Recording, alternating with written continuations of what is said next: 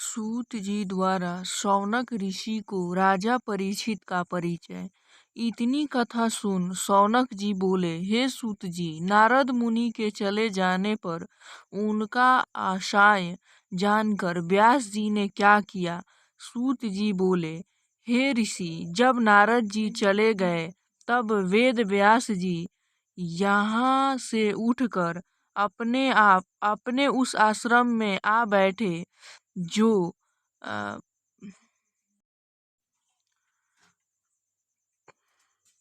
जो सरस्वती नदी के पश्चिम किनारे पर बना हुआ संपाप्रास नाम से प्रसिद्ध ऋषियों के वाह्य विचार को बढ़ाने वाला था। उनके चारों ओर वेर के घने वृक्ष लगे हुए थे।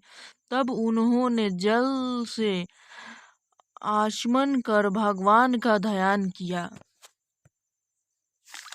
भक्ति योग्य से निर्मल और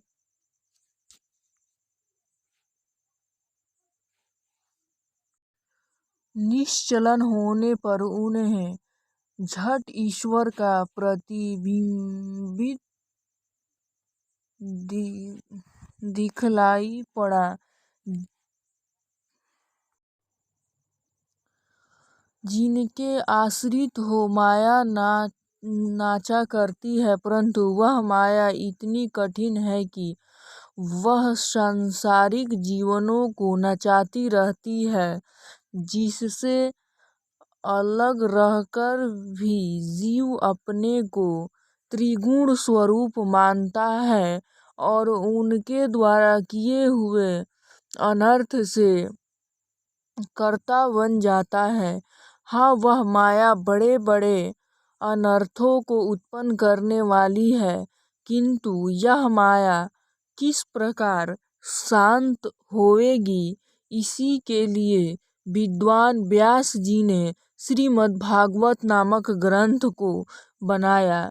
यह भागवत शास्त्र मनुष्यों के भय को दूर करने वाला और श्री कृष्ण जी से भक्ति उत्पन्न करने वाला है। श्री वेद व्यास जी ने इस भागवत संहिता को बनाकर इसे पहले अपने पुत्र श्री सुखदेव जी को पढ़ाया। शौनक जी ने पूछा, हे सूत जी, सुखदेव जी तो निवृत्ति मार्ग में पहुँचे हुए और उसमें परम परायण थे, फिर उन्होंने किस कारण से इतनी बड़ी संहिता का अभ्यास किया। भला उन आत्मज्ञानी और कहीं भी स्नेह न करने वाले सुखदेव जी को ऐसा क्या विचार आया कि वे इस प्रकार के अभ्यास में लगे। सूत जी ने उत्तर दिया,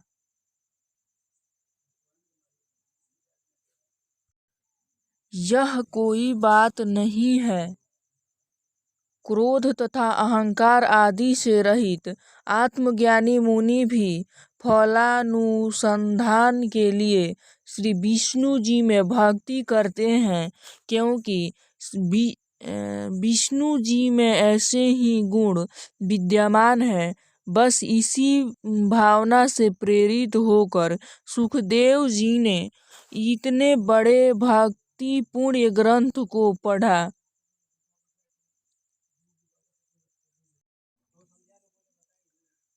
अब राजा परीक्षित का परिचय सुनो।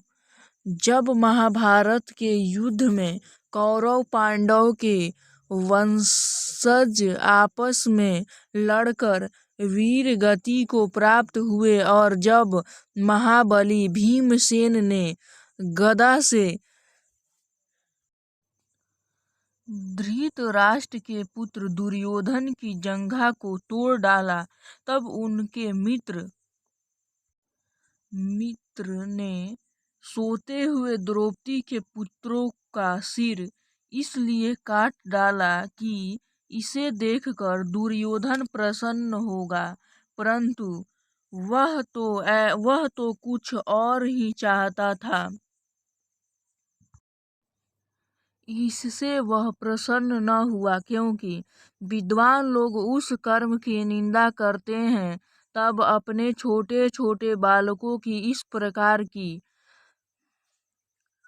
गहीर हत्या को देखकर द्रौपदी के क्रोध का अंत न रहा। भीमसेन और अर्जुन भी पुत्र शोक से कातर हो गए। पांडवों ने द्रौपदी को बहुत समझाया, परंतु पुत्र के शोक में द्रौपदी दारुण विलाप करने लगी। अर्जुन ने कहा, रोना बंद करो, मैं अभी नीच का सिर काट कर लाकर तुम्हें प्रसन्न करता हूँ। अर्जुन अपने रथ पर बैठे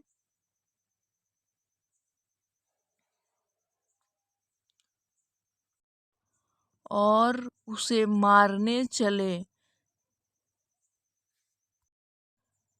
जब उन्होंने देखा कि अर्जुन मुझे मारने आ रहा है, तो उसने अर्जुन पर ब्रह्मास्त्र का प्रयोग किया। सारा संसार जलने लगा। अर्जुन भी उससे तप्त होने लगे। तब उन्होंने अपने मित्र और सारथी कृष्ण जी से कहा, हे महाभाग, हे कृष्ण, आवागमन में जलते हुए प्राणियों के कलेश का नाश करने वाले एक आप ही हैं। आप प्रकृति से परे और साक्षात ईश्वर हैं। आप वह आदि पुरुष हैं जो अपनी चैतन्य शक्ति से माया को पृथक करके केवल परमात्मा स्वरूप में स्थित रहते हैं। आप अपने पराक्रम से हम समस्त जीवों का दुख दूर करें। धार्मिकों का कल्याणमय फल देने वाले हैं। हे केशव, आप पृथ्वी का भार हरण करने की इच्छा से ही अवतार धारण किए हैं। आप अपने भक्तों और गृहस्थों कुटुंबियों के द्वारा प्रति क्षण ध्यान करने योग्य हैं। सो हे द्वेष, कहिए यह इतना बड़ा प्रकाश युक्त और कठिन तेज कहाँ से आ रहा है? इसे मैं नहीं जानता हूँ।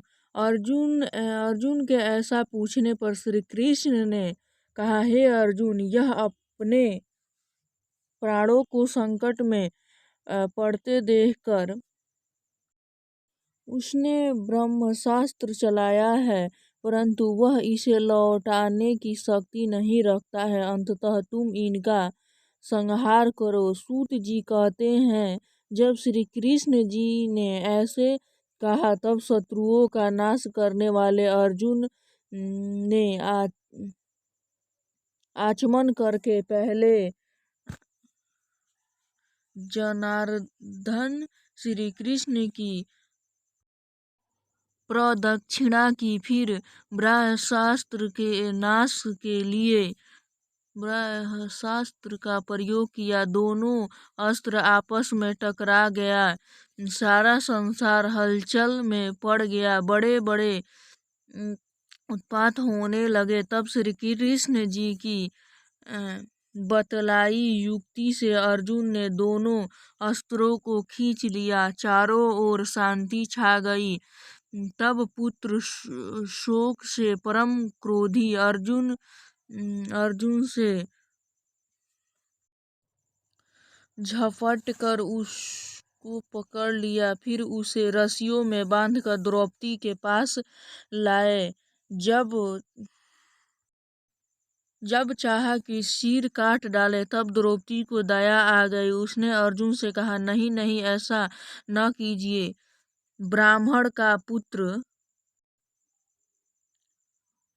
तुम्हारे बांध करने योग्य नहीं है। फिर तुम्हारे गुरु द्रोणाचार्य का एक ही पुत्र है। इसके मारे जाने से इनकी माता को बड़ा कष्ट होगा।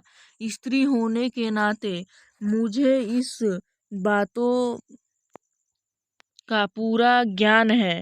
भीमसेन ने कहा, नहीं नहीं, ऐसा आतताई को मार डालना ही अच्छा है।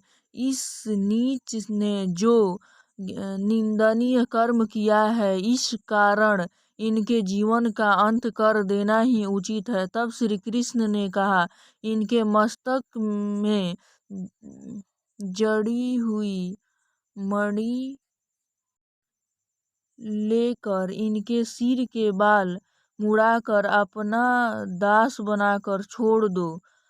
देखो, नीच से भी नीच ब्राह्मण तुम्हारे मारने के योग्य नहीं है, परंतु तुम्हारी द्रो